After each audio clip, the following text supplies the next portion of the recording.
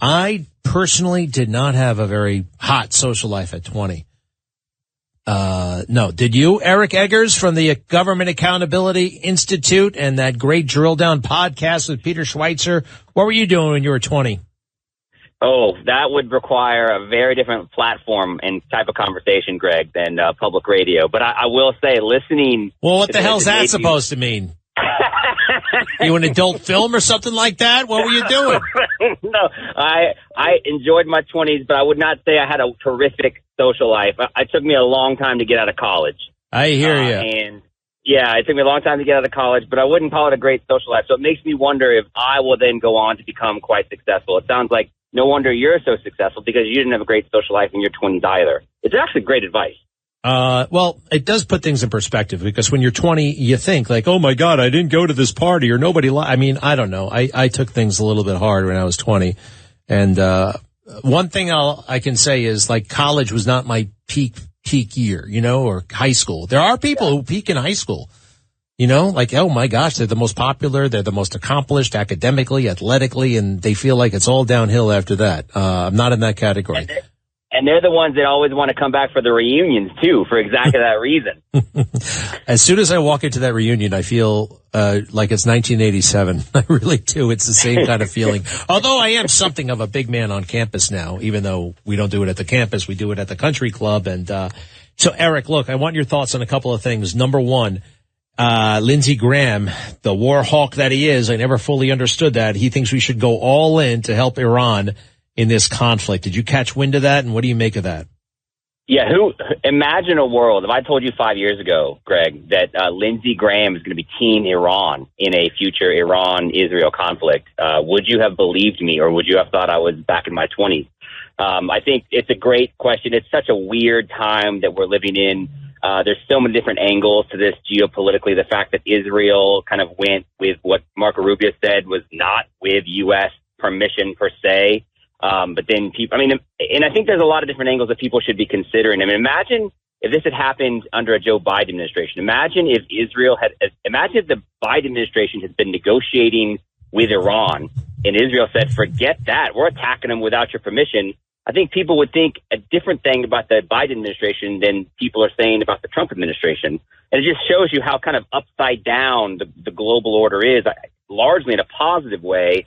But it does not surprise me that Lindsey Graham continues to be in favor of things that benefit defense spending and ultimately the United States military-industrial complex. Do you think this thing gets wrapped up soon? It looks like it's more decisive than anything Iran has done. Israel has done in a long time. It just seems like they're winning and it could be over soon and we'll have a different world order.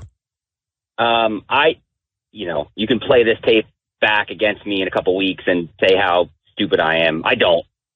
Only because if you have global conflict like this, when's the last major global conflict involving two heavyweights like this that resolved itself so quickly? It wasn't Russia and Ukraine. That was supposed to be over in 2 weeks.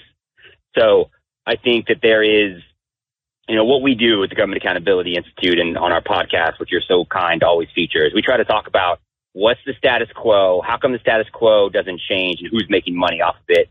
And, I think this represents, unfortunately, there's a lot of people that see this as an opportunity for a lot of different things. And I think Lindsey Graham might be one of them. Wow. All right. So the status quo is an ongoing war with Russia and Ukraine. He wants that thing to keep going. And, it boggles my mind. Yeah, there are these hidden agendas, and they're secretive, and they're deceptive about them, and yeah. Well, remember during the budget negotiations a few years ago, and this is when Joe Biden was president, nobody could believe that Mitch McConnell was in favor of expanding domestic spending to the extent that he was. And he said, with a straight face, and not like a straight face because his face froze before he was freezing all the time, he said, look, if there's one thing Republican voters care about, it's making sure that we defend Ukraine. And everybody else is looking around like, what? That's not what we care about.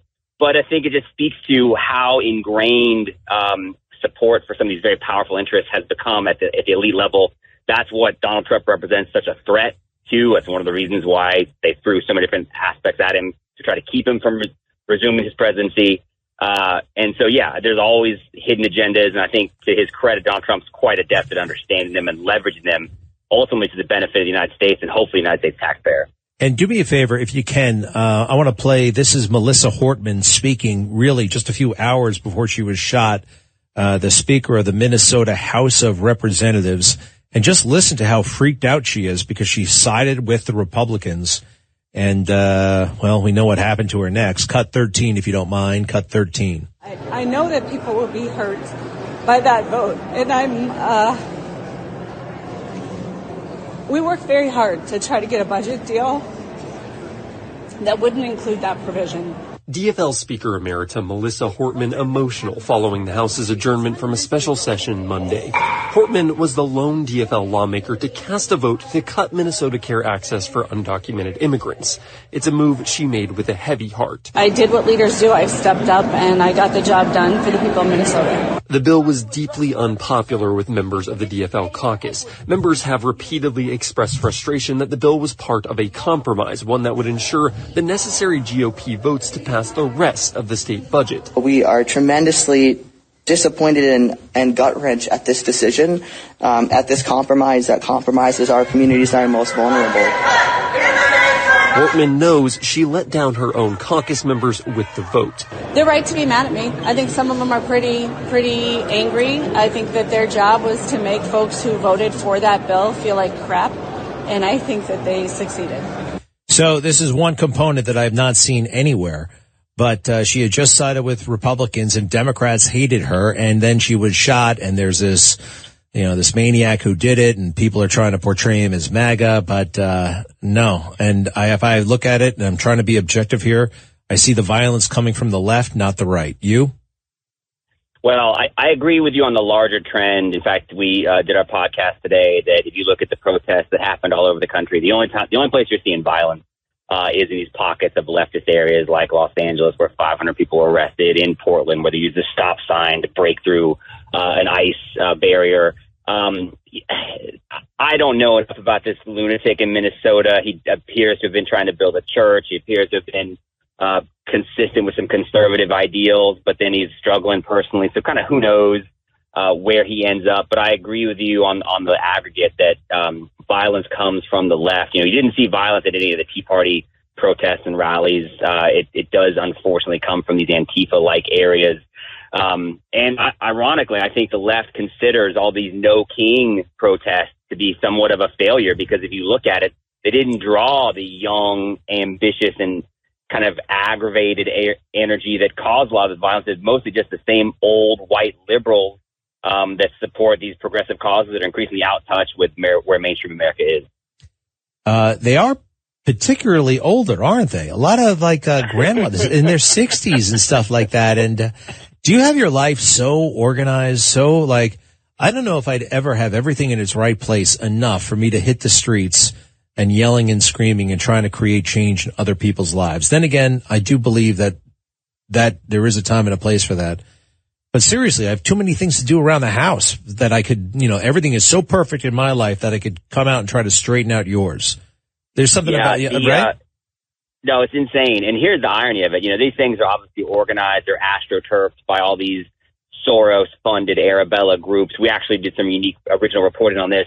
We've got $114 million coming from Arabella to these groups that are the partners in these No Kings rallies. And of course, the Arabella is funded by, the George Soroses and the Bill Gates. But as part of the way they've coordinated this effort, they've handed out signs, they've handed out literature, but they even have a songbook. And if you look at the lyrics of some of the songbooks that they're passing out, the lyrics include, "I went down to the rich man's house to take back what he stole from me." And I'm like, well, whose rich man whose house are you going to? Like George Soros and Bill Gates, the people that are giving you the money to go out and do these things? There is no there. They're just upset and, to your point, maybe bored because it's really not that bad under Trump, but they know they've been told for a decade